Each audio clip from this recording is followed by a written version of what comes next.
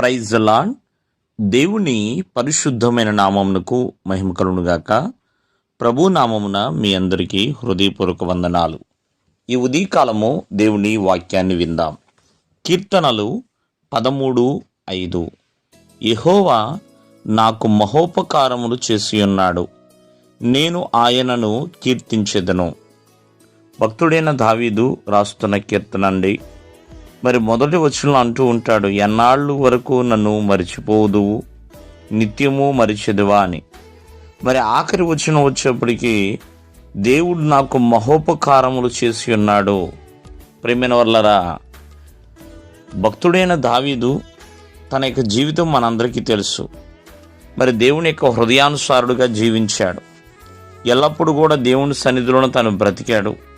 ఎల్లప్పుడూ కూడా ప్రభువునందు ఎన్నోసార్లు ఉపవాసం ఉండి ప్రభువును స్తుతించసాగి ఉన్న జీవితం.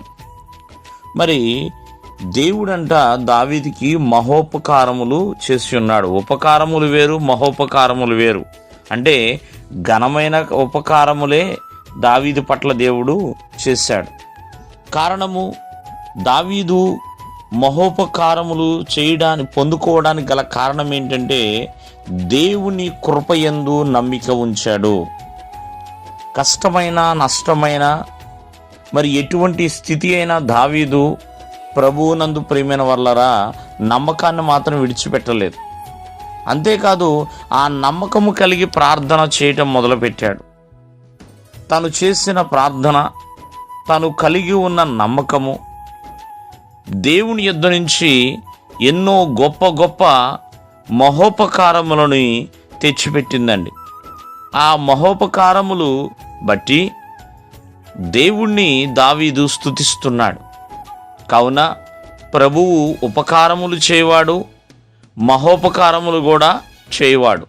అందుకనే నా ప్రాణమా యెహోవాను సన్నతించుము అని దావీదు చెప్తూ ఉంటాడు. అంతేకాదు, దేవుడు చేసిన మేలుల్లో ఏది కూడా మరవకుమో అన్నట్లుగా. కాబట్టి ప్రభువు చేసిన ఉపకారములలో ఏది కూడా మర్చిపోకూడదండి.